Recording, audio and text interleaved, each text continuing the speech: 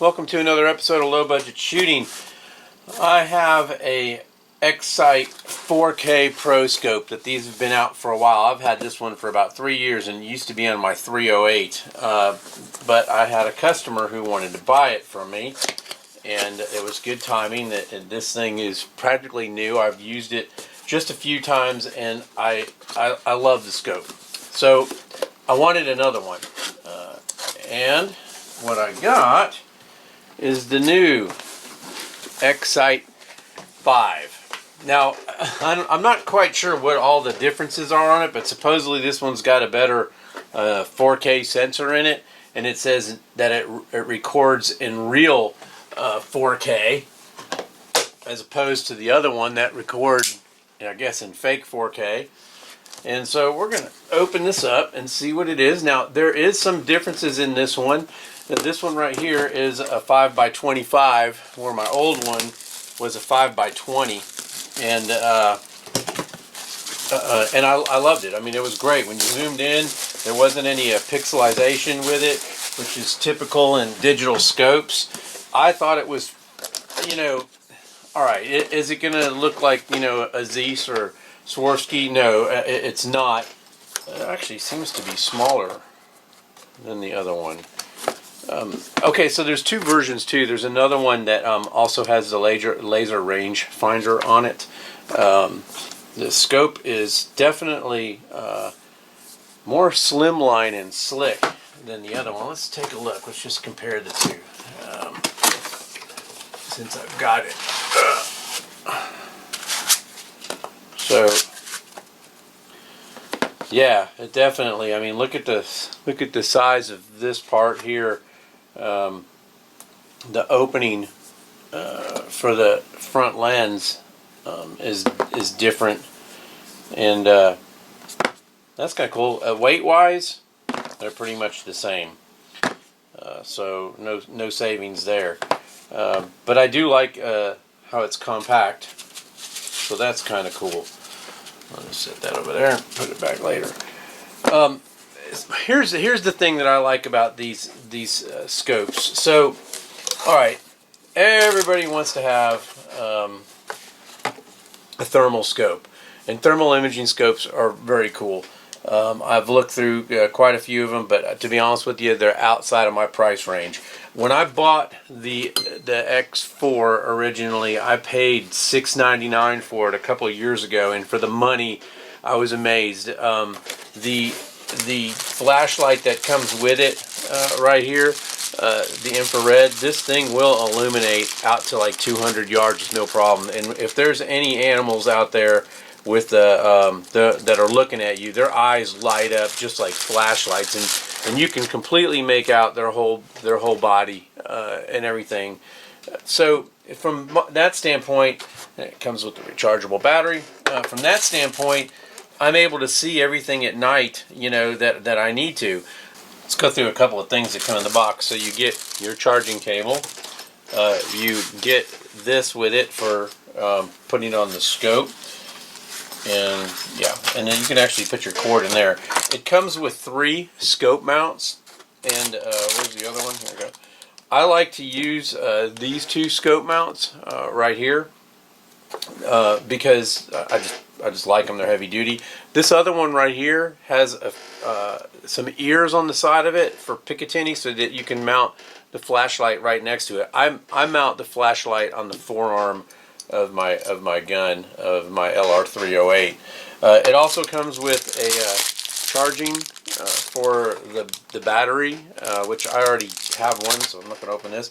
One of the things I like about it has a flip-up cover for the scope on the front, and I like this because I did not have one of these on the old 4K.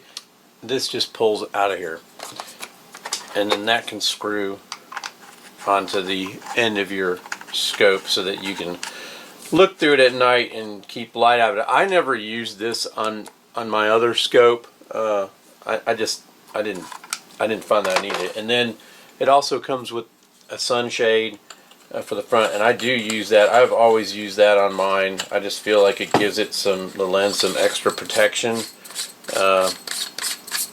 And and it works. The scope, I just tried to power the scope on, and it's at critical low, so it wouldn't even boot up, and it automatically shut down. So when the battery gets to 4%, it will automatically shut down.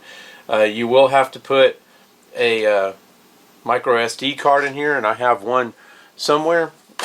And then also, this is the charging port, right, let's see, on the side of it, right here, which I'll be charging this up with the cable. Sure does look longer when you put the sunshade on it. So anyways, we'll get to it, and I'll get on the gun and let's go see what it looks like.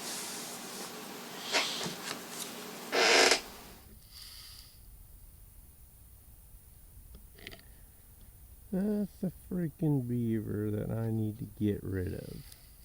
And right now I am testing my scope at night. It's not zeroed in.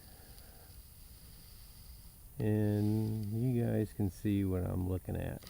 Man, it figures I have not scoped this in. He'd be done. That would be a boom.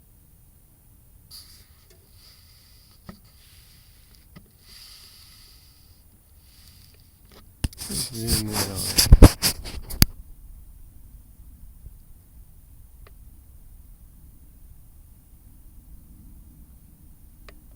Okay, that's 25 zoom. And now I'm focusing on him. Hey guy! He can't hear me. Right now he's probably about 50 yards.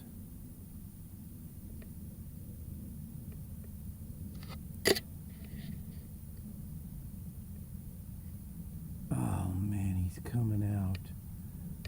Oh, that would be such a shot if I had bullets.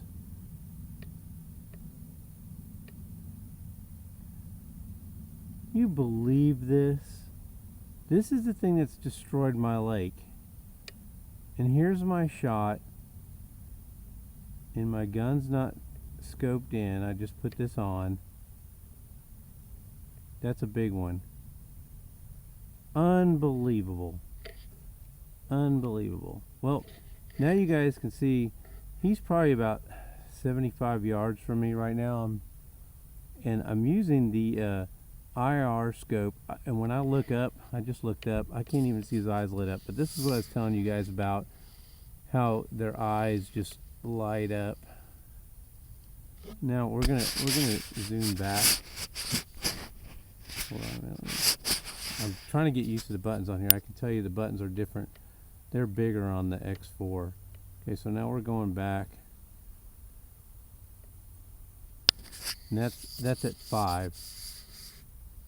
And notice the clarity. I mean, you can see everything, the leaves, all that stuff. This is what I like about these. Now, if this was a thermal scope, he'd be all really white, and everything else would be black all around. The definition is not as good, but that right there was a total shot on him. Unbelievable.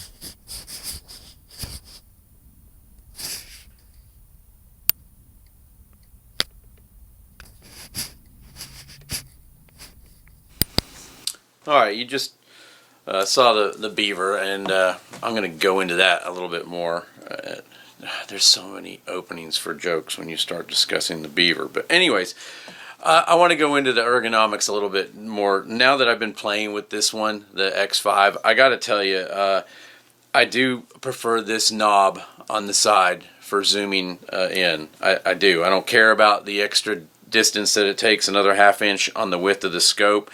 I also like the big power button, and like when you power on this scope, it makes a click noise, you know, and fires right up. This one, you kind of hold it for a little bit. It takes a while to boot up. Sometimes you don't think you've turned it on. I also, these two buttons that you have here, one of them's for environment, one of them's for backing out, and it was just easy to back out with this one. You just hit the power button, you'd back out, or you hit a menu over to exit and then hit OK. I definitely like these two ridges that are on the fore as far as hitting this is concerned. So, I mean, I'm trying to get used to it. Like I said in the video, I'm going to, well, I didn't say it because I'm cutting that out. Anyways, I am going to glue something on here to make this button rise up, because this is your enter button in the menu. Other than that, I like the scope. And there's another thing too.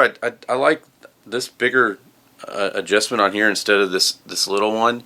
I like that the whole end of it, you could adjust your focus. That's how you see the screen inside. So that just some things on the ergonomics that I've noticed from using it. One other thing too. So right after that with the video, the next night I went out and I did get the Beaver. I'll be putting a picture of it. But what I hate is that something was glitchy in here, and this is the button to push for your camera to record.